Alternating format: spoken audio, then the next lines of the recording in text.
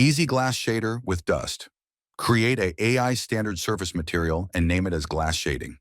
Now change roughness specular value to 0.10 and also transmission value to 1.0.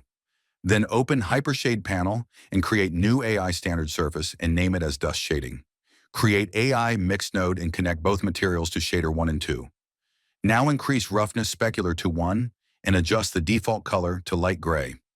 Now go to 3D textures and select snow texture and connect out color R to AI mixed node. Select snow texture and drag surface color to black, thickness to 0, and adjust decay and thickness accordingly. And then in Effects option, select Invert.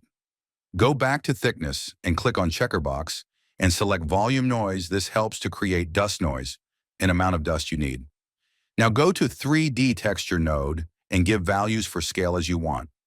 Go back to Volume Noise node and select Noise Type. As you like to see, I have selected Space-Time, and then below in Color Space, check in Alpha in Luminance, which means the transparency information of a texture will be derived from the brightness level of a grayscale image. Now create a layered texture in AI facing ration nodes and drag out color to transmission color of glass shading material. Now drag out value of AI facing ratio to alpha channel and change these values accordingly.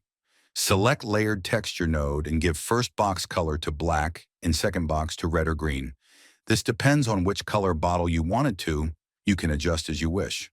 Click on Alpha in Luminance. Now we are done to render this frame.